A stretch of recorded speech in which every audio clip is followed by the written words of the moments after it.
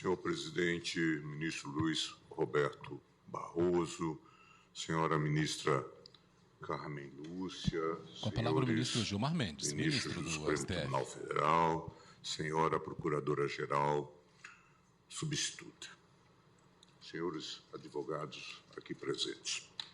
Na data de ontem, presidente, 22 de novembro de 2023, o Senado Federal aprovou o quórum ligeiramente acima do imposto pela Constituição, a PEC 8/2021. Trata-se da ressurreição de um cadáver outrora enterrado. Eis que o seu teor é mera reprodução de proposta de emenda à Constituição que já havia sido rejeitada pelo Parlamento em 2020, PEC 82 de 2019.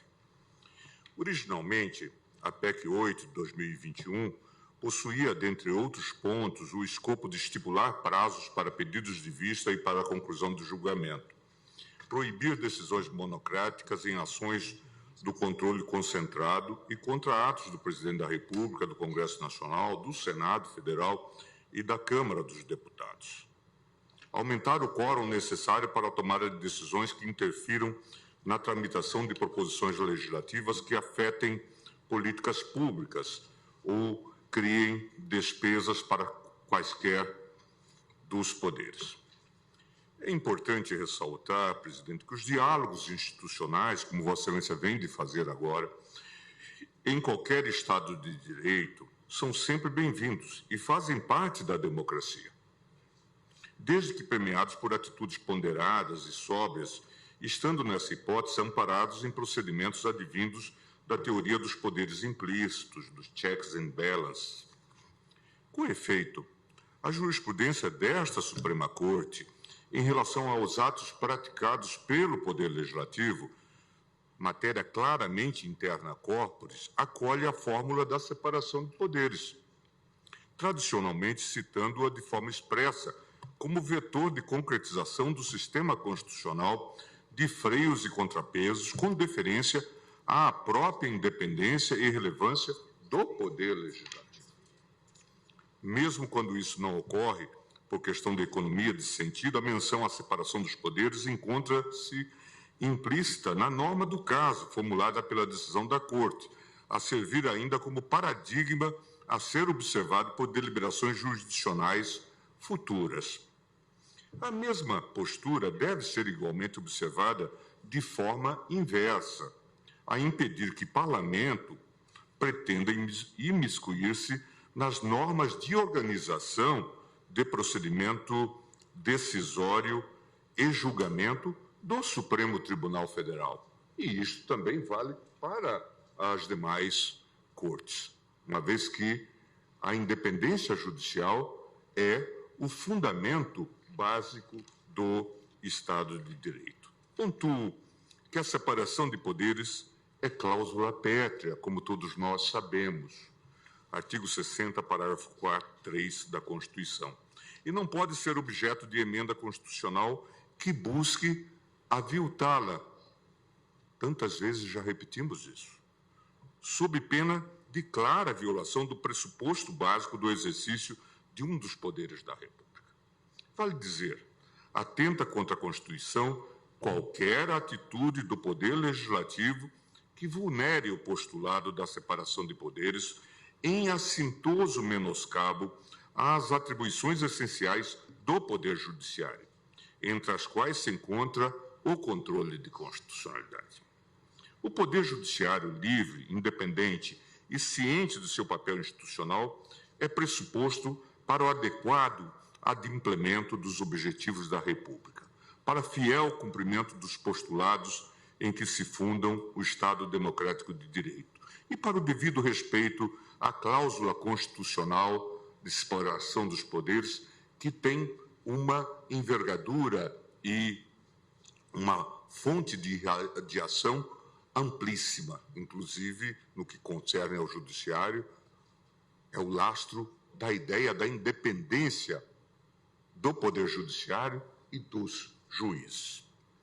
É relevante vaticinar, mesmo na atual conjuntura histórica do nosso país, como já o fazia o nosso sempre decano, o ministro Celso de Mello, que esta Corte Suprema, atenta à sua alta responsabilidade institucional, não transigirá nem renunciará ao desempenho isento e impessoal da jurisdição, fazendo sempre prevalecer os valores fundantes da ordem democrática e prestando incondicional reverência ao primado da Constituição, ao império das leis e à superioridade ético-jurídica das ideias que informam e animam o espírito da República.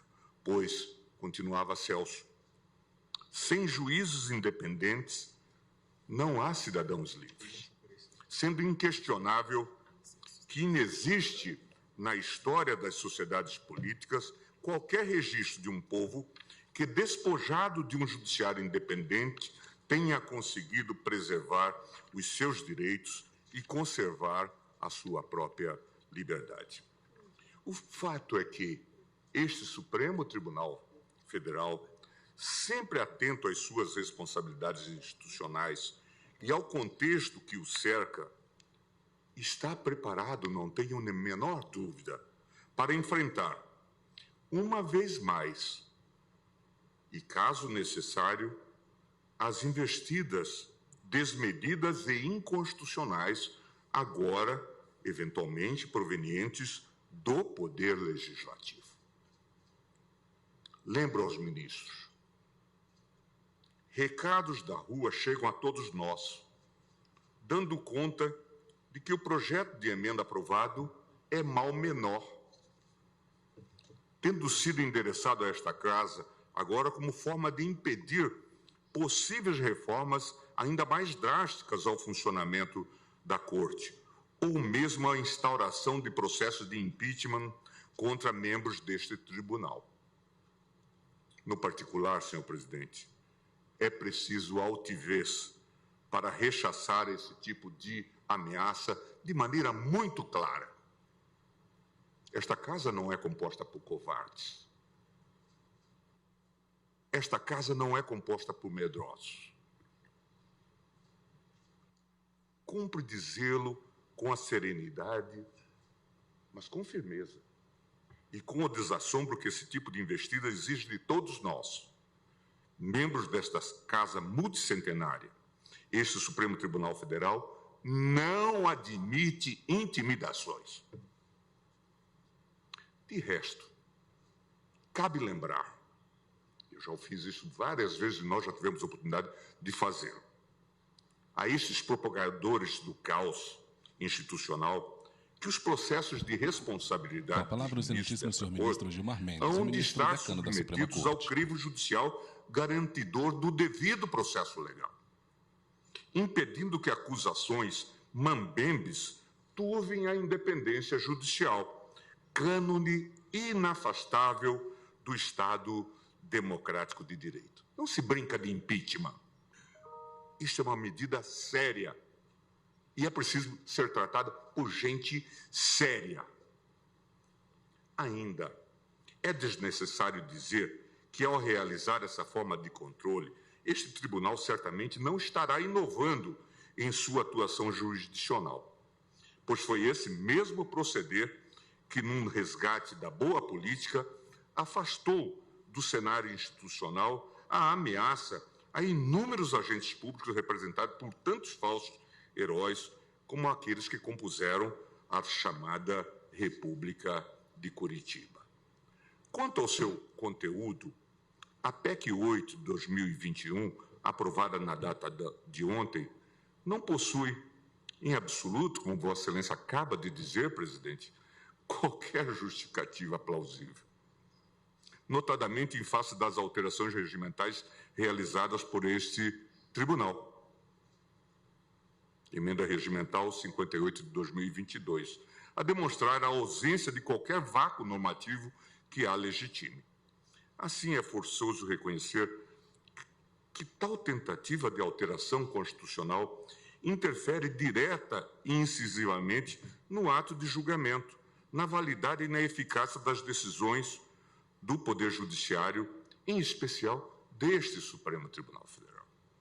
Com o devido respeito, chega a ser curioso, quiçá irônico, que após os bons serviços prestados por esta Suprema Corte, no decorrer dos últimos anos, diria, anos heróicos,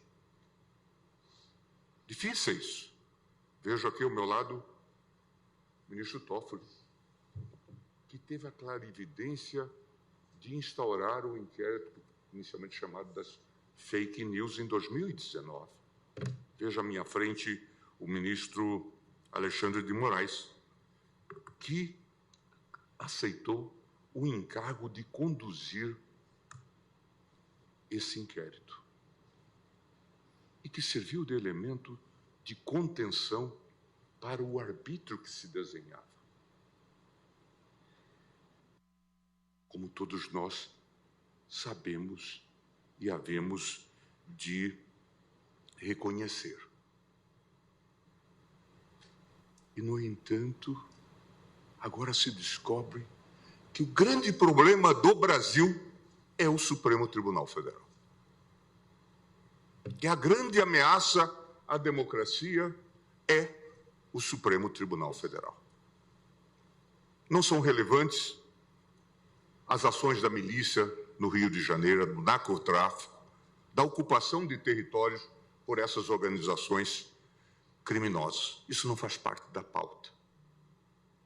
As ameaças que vieram de setores das Forças Armadas contra este tribunal e contra a democracia não merecem resposta. Até agora continuam elegíveis os militares, nenhuma solução nesse sentido.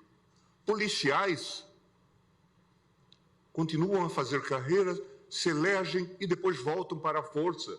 Nenhuma resposta em relação a temas que são urgentes para a democracia. O problema é o Supremo Tribunal Federal e as suas liminares. Estranha prioridade. Merecem ser vistas com desconfiança. Por isso que eu digo, com o devido respeito, chega a ser curioso, quiçá irônico, que após os bons serviços prestados por essa Suprema Corte no decorrer dos últimos anos, às vezes isso também tem sido esquecido, quase isolado. Às vezes, num trabalho solipsista, como nós vivemos aqui.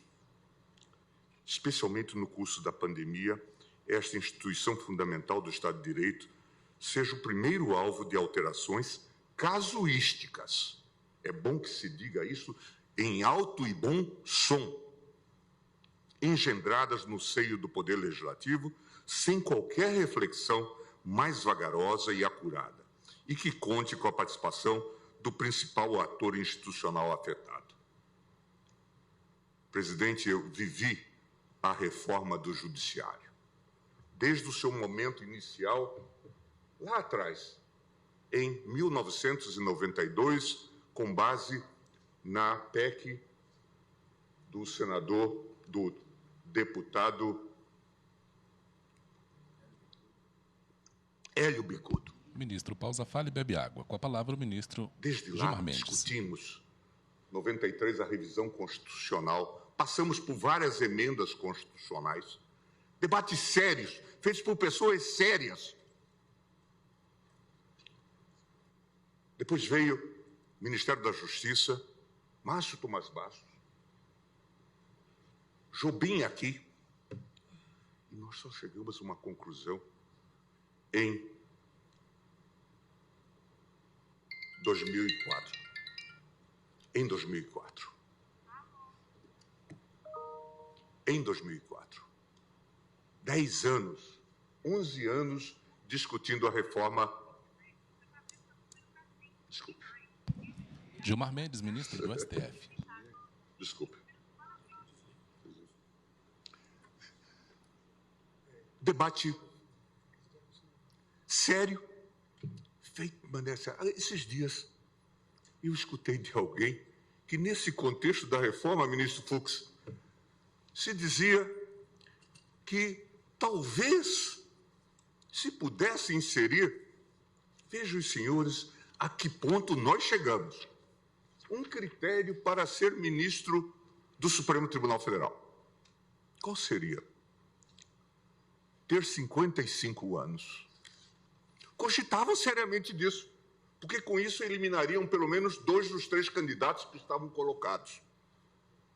Veja o tamanho do casuísmo. E viabilizariam outros candidatos.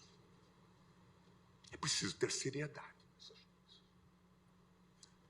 Não se pode brincar de fazer emenda constitucional, porque senão a gente acaba como aquele reformador da natureza, a figura do Monteiro Lobato, que descobre que não poderia colocar as abóboras nas jabuticabeiras. É preciso que nós tenhamos essa noção, que nós calcemos a sandália da humildade.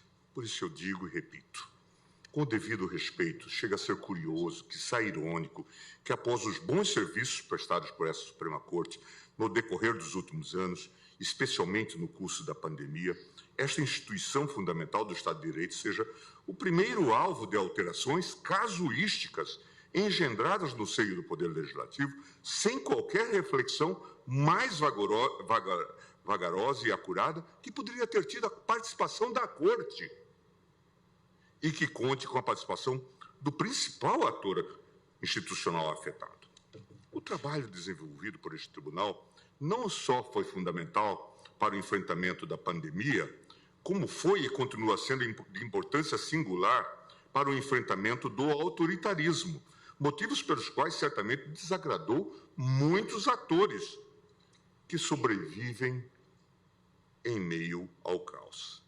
Nesse sentido, causa perplexidade que o texto aprovado pelo Senado tenha sido cirúrgico ao proibir decisões monocráticas no curso de ações que questionem políticas públicas, como casos que ocorreram, facilitação de acesso a armas de fogo pela população ou desmonte de políticas ambientais. Foram as liminares que foram concedidas naquele momento. Mas não tenha previsto idêntica vedação para ações constitucionais que são usualmente manejadas no interesse de agentes políticos investigados em procedimentos criminais. Ainda bem que não se lembraram de impedir concessão de liminar em habeas corpus.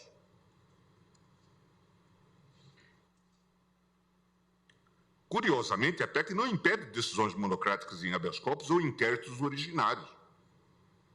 Mecanismo muitas vezes utilizado pela defesa de agentes políticos que ontem se articularam para restringir as competências da Corte Constitucional.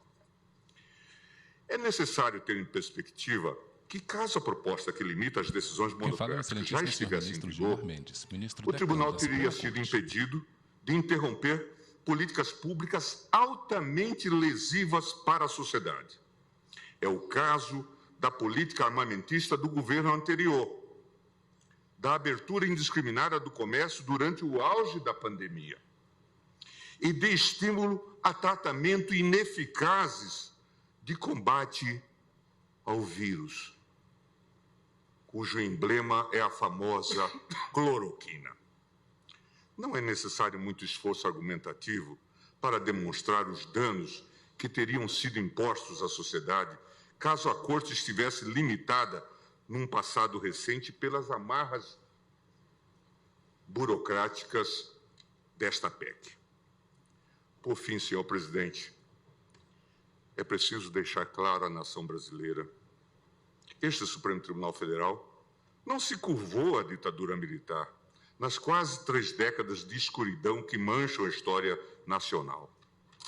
Este tribunal, num passado recentíssimo, ainda presente entre nós por força da memória dos mais de 700 mil mortos na pandemia da Covid, não sucumbiu ao populismo iliberal responsável pelo trágico 8 de janeiro, o dia da infâmia, conforme a sempre lúcida visão da ministra Rosa Weber.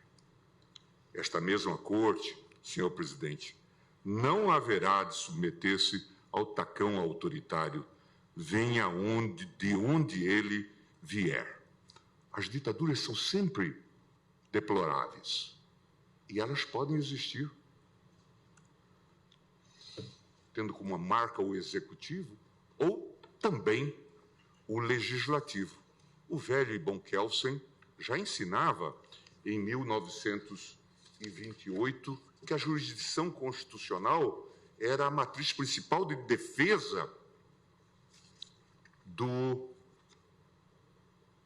parlamento, das minorias parlamentares, contra o abuso, contra a ditadura da maioria.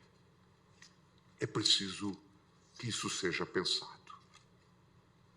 e que seja interpretado, inclusive, esta questão como um teste. Daqui a pouco dizer que o tribunal só pode declarar a inconstitucionalidade ou conceder liminar com 2/3 dos votos, ou, quiçá, por unanimidade, como já ocorreu em outros países. De modo que, presidente, como eu disse, esta Corte não haverá de submeter-se ao tacão autoritário. Venha de onde ele vier, ainda que escamoteado pela pseudo-representação de maiorias eventuais. Nós vivemos sob uma democracia constitucional. Afinal, sem uma Corte Constitucional livre e independente, não há democracia nos termos exigidos pela Constituição de 88. Estou certo, presidente, e aí encerro, que os autores desta empreitada começaram travestidos de estadistas presuntivos e a encerraram melancolicamente. Na imagem, o ministro fala segurando como um copo com água. inequívocos pigmeus morais. Muito obrigado. Obrigado, ministro Gilmar Mendes.